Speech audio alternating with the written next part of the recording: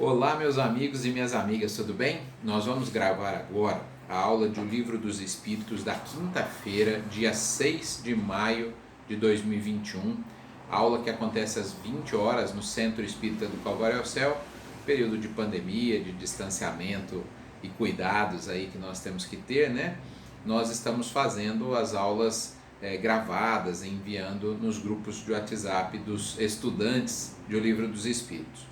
E hoje nós vamos estudar o livro 2º, Mundo Espírita ou dos Espíritos, capítulo 4, Pluralidade das Existências. E vamos começar esse capítulo, né, o item 1, que é da reencarnação. Então, a primeira pergunta é a 166. Se você tem o livro, né, pode ir acompanhando aí. A outra coisa que a gente sempre fala é, se você não tem o livro, você pode adquirir lá na livraria do Calvário ao Céu ou pode pegar como doação também.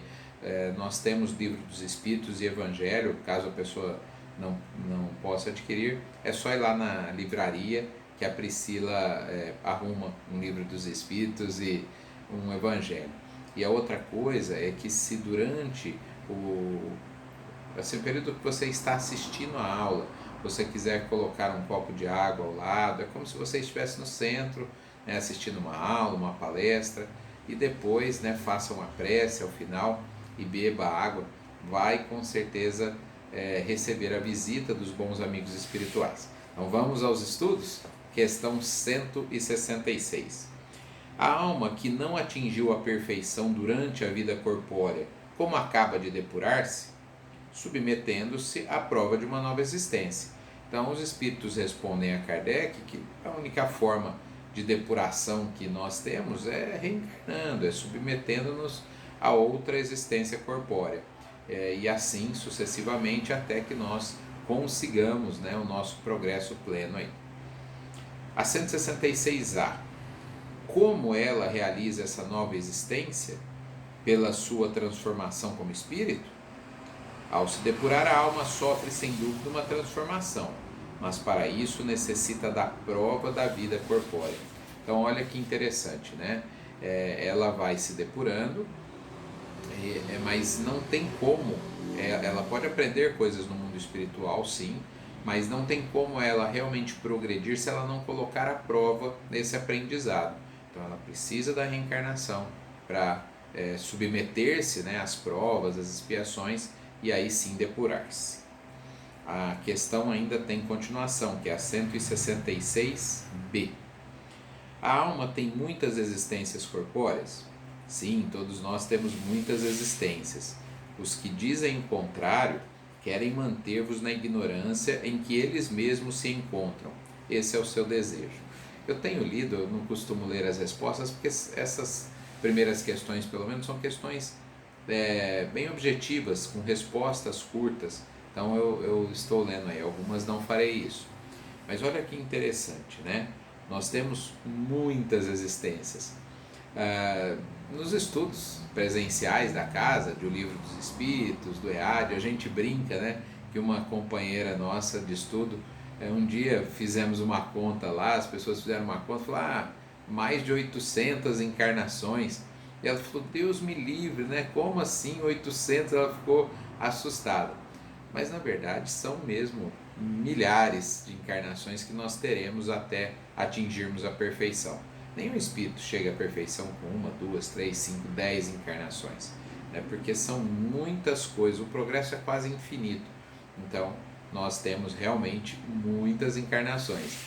O número de 800, acho que foi pensando assim, desde os primeiros homens aqui no planeta, se nós tivéssemos reencarnado, as pessoas fizeram uma conta mais ou menos baseado nisso. Claro, veremos que não dá para saber exatamente quantas encarnações cada um de nós tivemos, mas são muitas. A 166C. Parece resultar desse princípio que após ter deixado o corpo, a alma toma outro. Dito de outra maneira, que ela se reencarna em novo corpo. É assim que se deve entender? Sim, claro, é evidente, é dessa maneira. A alma reencarna em um novo corpo. Então é diferente daquele conceito de ressurreição, não é? Que a alma voltaria para o mesmo corpo.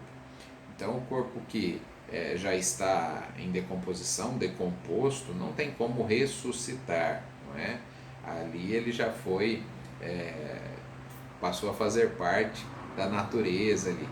Então a alma reencarna num novo corpo, né, numa nova existência para depurar-se. Então o conceito de reencarnação é diferente do conceito de ressurreição, ainda que nos tempos do Cristo, entre os judeus, houvesse uma confusão, né? A palavra era usada com os dois sentidos.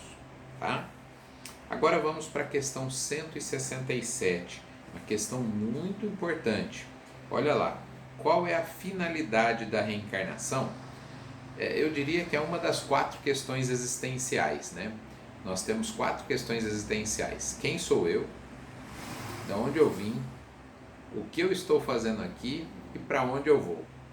Quem sou eu? De onde eu vim? O que eu estou fazendo aqui e para onde eu vou? Dentro dessas 4, olha, uma está aqui, ó. Qual é a finalidade da reencarnação? Ou seja, o que eu estou fazendo aqui? Qual é a finalidade? Olha a resposta: expiação, melhoramento progressivo da humanidade. Sem isso, onde estaria a justiça? Então nós reencarnamos porque nós precisamos expiar os nossos erros do passado. O que é expiação? Expiação seria a forma de expurgar, de pagar aquilo que fizemos de errado. Então, é um princípio muito simples da lei de causa e efeito, né? Que a gente sempre usa nas palestras falando de educação espírita. Quem sujou vai ter que limpar. Quem destruiu vai ter que reconstruir. A lei de causa e efeito funciona de maneira muito perfeita para todos nós. Quem comeu demais e engordou vai ter que emagrecer. Quem comeu de menos e emagreceu muito vai ter que engordar. Ou seja, a gente vai ter que buscar sempre a melhoria, o equilíbrio, né? E para isso, né, que nós reencarnamos, para o nosso aperfeiçoamento individual e, claro, se todos se aperfeiçoarem, a melhoria do planeta como um todo, né? Então a pergunta 167, grifem ela aí, né? Eu digo que quem tem essas 4 questões bem resolvidas costuma não deprimir, né? Costuma não ter muita ansiedade. Se eu sei quem eu sou, espírito imortal, né? Não sou um corpo, eu sou um espírito imortal vivendo uma experiência corpórea. Sei de onde eu vim, ou seja, fui criado simples e ignorante, passando por múltiplas encarnações e me encontro nesse atual estágio. Sei, a questão 167, o que eu estou fazendo aqui. Estou me depurando, buscando o meu progresso, expurgando erros do passado. E a doutrina espírita também nos responde para onde nós vamos, quer dizer, continuamos o nosso progresso, vamos para a pátria espiritual, depois reencarnamos, voltamos para a pátria espiritual num progresso quase infinito, ok? Pergunta 168. O número das existências corpóreas é limitado ou o espírito se reencarna perpetuamente? Olha, não é limitado no sentido assim, tem 100 encarnações, tem.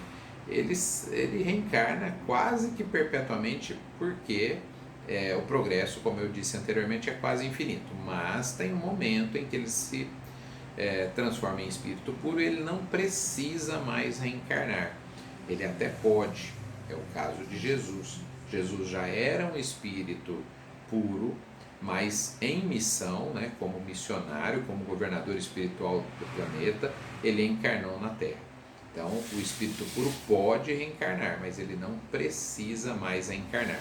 Jesus não precisava reencarnar para depurar mais nada, mas reencarnou, ou melhor dizendo, na Terra ele encarnou para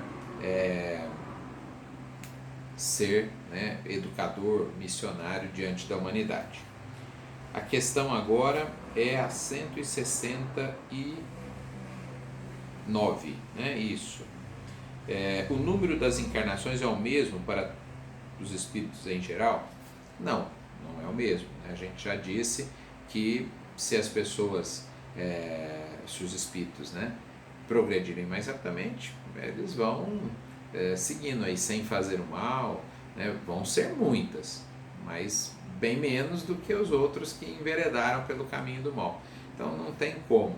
É como se fosse uma corrida, né? Alguns disparam na frente, outros ficam para trás, mas também pode acontecer que ali na frente, aquele que disparou dá uma enroscada através dos erros e aquele que estava atrasado, né, começa a agir melhor e ultrapassa. Então é uma corrida nossa contra nós mesmos, né? Nós temos que chegar à perfeição, não temos que chegar à frente de ninguém.